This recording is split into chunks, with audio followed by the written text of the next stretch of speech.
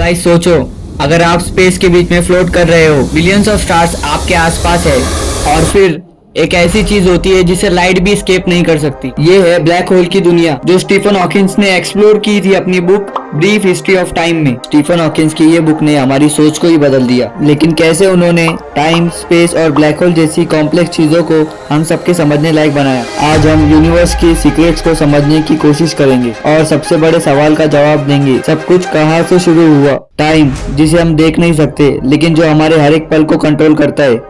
लेकिन ये टाइम है क्या हम टाइम में ट्रैवल कर सकते हैं?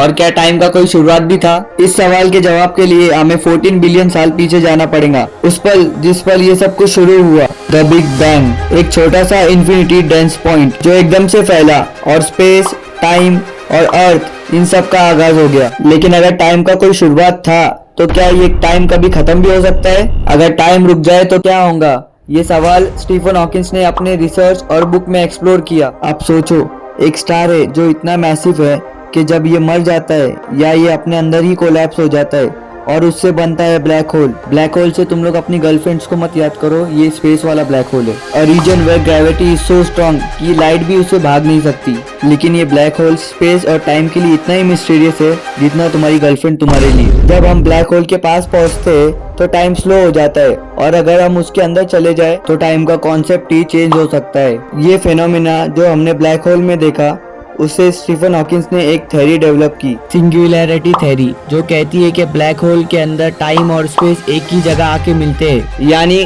हम जो समझते हैं वो सब बिल्कुल ही गलत हो सकता है। टाइम के बारे में हमारी एक और थ्योरी है जिसे हम कहते हैं एरो ऑफ टाइम।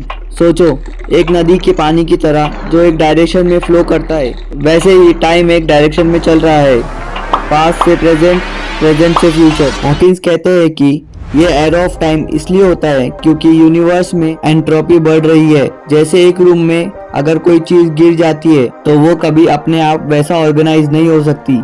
ये प्रोसेस टाइम के डायरेक्शन को फिक्स करता है। अगर आप सोचते हैं कि यूनिवर्स का नेचर क्या है, तो स्टीफन हॉकिंस कहते हैं ये एक एक्सपांडिंग यूनिवर्स है, मतलब ये हर दिन बड़ा होता जा रहा है, लाइक तुम्हारी गर्लफ्रेंड के नखरे। और अगर हम उसके पहले मोमेंट्स की बात करें तो शायद यूनिवर्स एक बिग बैंग से स्टार्ट हुआ था। और अगर हम टाइम को पहले मोमेंट तक ले जाए तो हम एक ऐसी जगह पहुंच जाते हैं जहां क्वांटम मैकेनिक्स और जनरल रिलेटिव एक दूसरे से मिलते हैं, जैसे तुम तुम्हारी एक्स से मिलते हो। तो क्या टाइम का एंड होगा या फिर ये यूनिवर्स हमेशा एक्सपांड होता रहेगा? हम सब ने टाइम ट्रेवल के बारे में साइंस फिक्शन मूवीज और स्टोरीज में सुना है, पर क्या टाइम ट्रेवल सच में पॉसिबल है? तो हॉकिंस कहते हैं कि थ्योरेटिकली टाइम ट्रेवल पॉसिबल हो सकता है, लेकिन सिर्फ एक डायरेक्शन में। आइंस्टाइन की थ्योरी ऑफ रिलेटिविटी के अकॉर्डिंग अगर आप स्पीड ऑफ लाइट के करीब ट्रेवल करें तो आपके लिए टाइम स्लो हो जाएगा पर बाकी दुनिया के लिए नॉर्मल स्पीड पे चलेगा। मतलब अगर कोई इंसान एक हाई स्पीड स्पेसशिप में जाए और वापस आए तो उसके लिए सिर्फ कुछ साल बीतेंगे, पर जब वो वापस लौटेगा तो शायद दुनिया में हजारों साल बीत चुके होंगे। तुम्हारी गर्लफ्रेंड के बच्चों के बच्चे भी मर चुके होंगे। लेकिन पास में ट्रैवल करना वो शायद इम्पॉसिबल है क्योंकि इससे ग्रैंडफादर पैराडॉक्स जैसी लॉजिक प्रॉब्लम्स आ जाती है। मतलब अगर आप अपने पास में जाके अपने दादाजी को कहो कि बिटकॉइन ले लो, तो क्या आप अपनी हिस्ट्री चेंज कर सकते हो?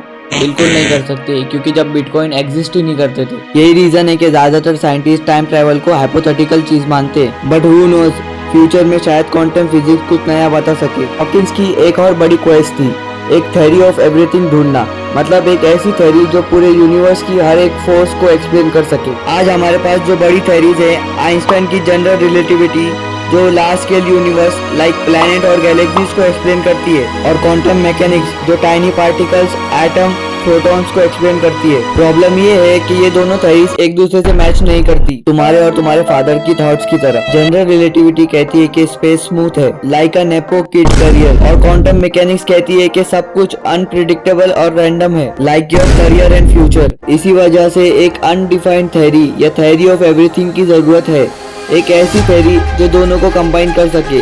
क्या हम कभी इस थ्योरी तक पहुंच पाएंगे? ये एक सवाल है जो आज भी साइंटिस्ट सॉल्व करने की कोशिश कर रहे हैं। स्टीफन हॉकिंस एक इंसान थे जो सिर्फ साइंस को नहीं बल्कि लाइफ को भी डीपली समझने की कोशिश कर रहे थे। एक ऐसा इंसान जो एक डेडली डिजीज के साथ जीते हुए भी दुनिया के सबसे बड़े साइंटिस्ट बने। उन्होंने हम सबको एक इम्पोर्टेंट लेसन दिया कि लिमिटेशन सिर्फ बॉडी की होती है, दिमाग की नहीं। हॉकिंस कहते हैं कि हम सबको स्टार्स की तरफ देखना चाहिए, अपने पैरों की तरफ नहीं, क्योंकि हम एक इनफाइनाइट यूनिवर्स का हिस्सा है और शायद कहीं ना कहीं इस यूनिवर्स के आंसर्स भी छुपाए बैठे हैं। तो ये एक छोटी सी जर्नी थी ब्रीफ हिस्ट्री ऑफ टाइम की दुनिया में।